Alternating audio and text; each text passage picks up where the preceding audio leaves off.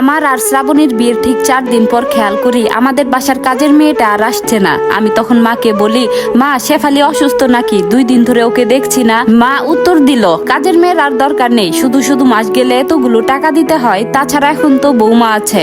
আমি আর মাকে কিছু বলিনি, বেলকুনিতে দাঁড়িয়ে শুধু ভাবতে লাগলাম আমার বিয়ের পর মা কাজের মেয়ে বিদায় করে দিল, অথচ আমার ছোট বোনকে বিয়ে দেওয়ার সময় উপহার সামগ্রীর সাথে সাথে একটা কাজের মেয়েও দিয়েছিল। এইসব কথা যখন ভাবছিলাম তখন শ্রাবণী আমার পেছনে দাঁড়িয়ে বলল, তোমায় একটা কথা বলবো।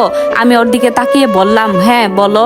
শ্রাবণী তখন মাথা নিচু করে বলল, আমার এক জোড়া স্যান্ডেল লাগবে, হিল জুতা পরে চলাচল করতে সমস্যা হচ্ছে। শ্রাবণীর মুখ থেকে কথাটা শোনার পর নিজের খুব লজ্জা লাগছিল। আমার বউ 4 দিন ধরে হিল জুতা পরে চলাচল করছে আর আমি সেটা খেয়ালই করিনি।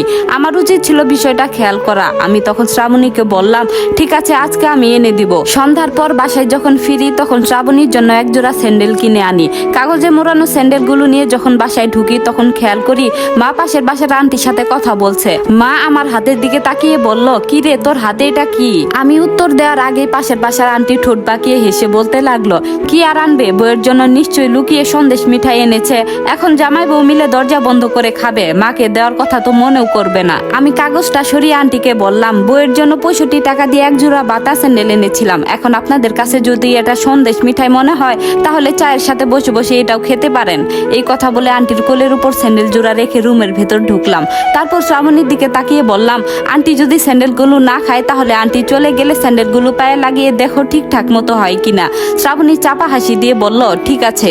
হাসিটা চেপে রাখার জন্য শ্রাবণীর কপালের রগটা নীল হয়ে গিয়েছিল। আমি মুগ্ধ হয়ে ওকে দেখে ভাবছিলাম একটা মেয়ে এতটা সুন্দর হয় কি করে। ছোট বোনের শ্বশুর বাড়ি যাওয়ার জন্য আমি 3 কেজি মিষ্টি নিয়েছিলাম বলে মার আগে বলেছিল 3 কেজি মিষ্টি নিয়ে গেলে শ্বশুর বাড়ির লোকজন আমার মেয়েকে নানা রকম কথা শোনাবে। তাই আমি সেদিন 6 কেজি মিষ্টি, 2 কেজি দই আর 1 কেজি রসমালাই নিয়ে গিয়েছিলাম।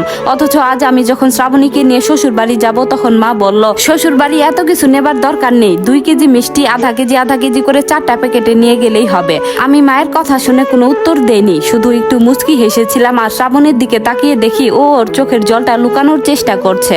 বাসের মধ্যে শ্রাবণী আমার সাথে একটা কথাও বলেনি, শুধু বাসের জানালা দিয়ে বাহিরে তাকিয়েছিল। বাস থেকে নেমে যখন রিকশায় উঠলাম তখন শ্রাবণীকে বললাম, তোমাদের এখানে ভালো মিষ্টি কোথায় পাওয়া যায়? শ্রাবণী তখন আমায় বলল, পিয়াস তুমি আমাদের বাসায় শূন্য হাতে গেলেও তোমার যত্নের এতখানি কমতি হবে না। আমি তখন শ্রাবণীর হাতটা শক্ত করে ধরে মুচকি হেসে বললাম, পাগলি। 2 রাত শ্বশুর বাড়ি থাকার পর 3 দিনের দিন যখন শ্রাবণীকে নিয়ে বাসায় ফিরি তখন মা দরজা খুলে প্রথম কথাটা বলেছিল, শ্বশুর বাড়ির আদর যত্ন পেয়ে মাকে তো ভুলেই গেলি, তার শ্বশুর শাশুড়ি তোর কানে কি কি মন্ত্র শিখিয়ে দিল। আমি তখন ক্লান্ত চোখে মায়ের দিকে তাকিয়ে বললাম, মা অনেকটা পথ জার্নি করে এসেছি, তোমার সাথে পরে কথা বলছি। খাবার টেবিলে বসে মা শ্রাবণীর দিকে তাকিয়ে বলল, বৌমা তোমায় না বলেছিলাম শুটকি আলু দিয়ে রান্না করতে, তুমি তা না করে বেগুন দিয়ে রান্না করলে কেন? শ্রাবণী তখন বলল, মা আমাদের এখানে শুটকি বেগুন দিয়ে হালকা ঝুল করে রান্না করে, আপনি একবার খেয়ে দেখেন ভালো লাগবে। মা তখন হেসে দিয়ে বলল, এখনই শাশুড়ির কথা না শুনে নিজের মতো কাজ করা শুরু করেছ, বাকি দিন তো পরেই আছে। মায়ের খোঁচা দেওয়া কথাটা শ্রাবণী ঠিকই বুঝতে পেরেছিল, তাই ও মাথা নিচু করে বলল, পরের বার এমন ভুল হবে না মা। এদিকে শাশুড়ির সাথে ঝগড়া করার পর 13 দিন ধরে ছোট বোন মালিহা আমাদের বাসায়। অবশ্য মালিহার স্বামী সায়েম 2 বার এসেছিল মালিহাকে নিতে, কিন্তু মা সায়েমকে সরাসরি বলেছে মালিহাকে দিবে না, যদি সায়েম আলাদা ফ্ল্যাট নেয় তবে মালিহাকে যেতে দিবে। শাশুড়ির হুকুম মেনে তার মেয়ে চলতে পারবে না। আজকে আবারও সায়েম এসেছে। ড্রয়িং রুমে বসে সায়েম মাকে বলল, সে আলাদা ফ্ল্যাট নিয়েছে, এখন সে মালিহাকে নিয়ে আলাদা ভাবেই থাকবে। আড়াল থেকে কথাগুলো শুনে আমি ড্রয়িং রুমে গেলাম। সায়েমের দিকে তাকিয়ে মুচকি হেসে বললাম, যাক অবশেষে তোমার সুবুদ্ধি উদয় হলো। মায়ের চোখে মুখে তখন ঈদের খুশি। মা হাসতে হাসতে বলল, যাক বাবা এবার আমি চিন্তা মুক্ত, মেয়েকে নিয়ে আমার আর চিন্তা হবে না। আরে এটা কি 80-র দশক নাকি যে শ্বশুর শাশুড়ি সবাইকে সাথে নিয়ে একসাথে সংসার করতে হবে? এটা 2026 সাল। এই যুগের মেয়েরা সবসময় চায় নিজের মতো করে সংসারটা সাজাতে। আজকাল শ্বশুর শাশুড়ির হুকুম মতো চলার দিন আছে নাকি? এমন সময় শ্রাবণী নাস্তা নিয়ে ড্রয়িং রুমে ঢুকলো। আমি তখন শ্রাবণীকে বললাম, যাও তাড়াতাড়ি কাপড় চোপড় গুছিয়ে বাবার বাড়ি চলে যাও। শ্রাবণী অবাক হয়ে তাকিয়ে বলল, মানে? আমি তখন কিছুটা রাগ দেখিয়ে বললাম, মানেটা হলো তুমি এখন বাপের বাড়ি যাবে, আর আমি যখন তোমায় নিয়ে আসতে যাব তখন তুমি সোজা বলে দিবে আলাদা ফ্ল্যাট নিলে তবেই তুমি আমার সাথে আসবে, এর আগে আসবে না। আরে তুমি এই যুগের মেয়ে, তোমারও তো ইচ্ছা হয় স্বামীকে নিয়ে আলাদা ভাবে থেকে সংসারটাকে নিজের মতো গোছাতে। আজকাল শাশুড়ির হুকুম মতো চলার দিন আছে নাকি? শ্রাবণী তখন কেঁদে দিয়ে বলল, পিয়াস প্লিজ। আমি তখন ওরে জোরে ধমক দিয়ে বললাম, যা বলছি তাই করো গিয়ে। শ্রাবণী কাঁদতে কাঁদতে অন্য রুমে চলে গেল। মা, ছোট বোন আর ছোট বোনের স্বামী সবাই আমার দিকে অবাক হয়ে তাকিয়ে রইল। আমি তখন মাকে বললাম, বিয়ের আগে যদি আমার বাসায় কাজের মেয়ে রাখতে পারি তাহলে বিয়ের পর কেন আমি কাজের মেয়ে রাখতে পারবো না? তুমি তো বিয়ে করিয়ে ছেলের বউ এনেছো, কাজের মেয়ে তো আনুনি।